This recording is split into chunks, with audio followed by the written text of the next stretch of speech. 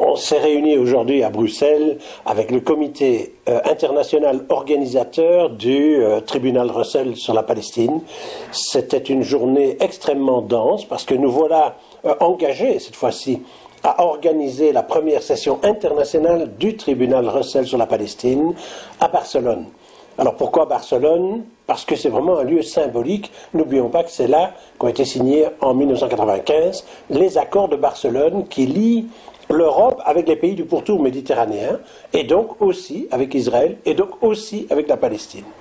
Et l'esprit du tribunal est vraiment novateur, puisqu'on ne va pas répéter une fois de plus les condamnations contre Israël qui sont connues depuis les résolutions des Nations Unies, depuis surtout le jugement, l'avis émis par la Cour internationale de justice. Et donc notre tribunal a une vocation particulière, c'est, au nom de l'opinion publique, de juger les manquements de la communauté internationale par rapport aux crimes qui sont commis par Israël dans les territoires de Palestine occupée. C'est assez original et ça doit nous aider à finaliser un peu quelles sont les responsabilités de cette communauté internationale et en particulier de l'Europe. Donc la session de Barcelone va traiter des responsabilités particulières de l'Union européenne, des pays membres, mais aussi de voir comment, après tout, des gens en Europe, des fonctionnaires jouent et travaillent sérieusement, font leur métier. Je prends un exemple, celui des douaniers, qui font les relevés de toutes les violations de l'accord d'association avec Israël, qui transmettent l'ensemble de ces violations ici à l'Union européenne, et on s'aperçoit que ça ne sert à rien, que ça ne donne aucun effet, aucune réprimande de la part de l'Europe. Donc l'Europe elle-même ne respecte pas ses propres règles. Donc c'est ça que nous allons traiter. Pour ce faire, nous avons déjà, alors, grâce au système de création de comités nationaux d'appui, nous avons plusieurs comités nationaux qui se sont engagés à faire une partie de l'expertise nécessaire pour préparer la session de Barcelone. C'est l'Irlande, c'est l'Italie, c'est bien entendu aussi le pays catalan, et c'est la Belgique, qui ont mis en place et qui travaillent dès aujourd'hui à préparer quels seront les dossiers d'expertise sur lesquels se fondera le tribunal qui lui-même est accompagné d'experts qui vont d'abord vérifier si les documents qui sont avancés sont en adéquation avec la réalité. Et bien entendu, le tribunal aussi va appeler l'Europe à venir se défendre. Et si l'Europe ne vient pas, eh bien nous allons expliquer aussi quelle est l'attitude, quelle est la position, pourquoi l'Europe se positionne de cette façon-là. Ce sera donc une première session parmi plusieurs autres sessions, puisque déjà il est prévu qu'une session suivante aura lieu à Londres dans la foulée, c'est-à-dire à la fin du premier trimestre ou au début du deuxième trimestre 2010.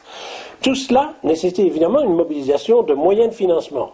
Et ce qui est extraordinaire, c'est que la mairie de Barcelone et la province de Barcelone ont apporté un premier financement pour la réalisation de ce tribunal, de cette session du tribunal au mois de février prochain. Extraordinaire, nous pouvons donc travailler, nous avons une responsabilité de mobiliser aujourd'hui les experts, de mobiliser un jury, de mobiliser un rapporteur général et de faire en sorte aussi que l'opinion publique soit informée. C'est un tribunal d'opinion. Et donc, si nous ne sommes pas appuyés par une opinion publique agissante, par des citoyens qui sont convaincus qu'aujourd'hui, il faut mettre fin à cette injustice chronique et maintenant qui se perpétue depuis 60 ans à l'égard du peuple palestinien. Donc c'est un appel en même temps que nous faisons en tant qu'organisateurs, en tant que tribunal, pour que les opinions publiques à travers le monde aient conscience que c'est un événement extrêmement important et le portent exactement de la même manière qu'on a porté la question du Vietnam pendant la guerre que les Américains faisaient au Vietnam, qui a changé quand même la vie de l'opinion publique américaine à l'époque. Ici, nous pensons que l'opinion publique peut avoir une influence directe sur l'Europe, sur les États-Unis et sur les Nations Unies. D'où l'importance de cet appui. Je dirais aussi qu'on ne travaille pas sans avoir les moyens.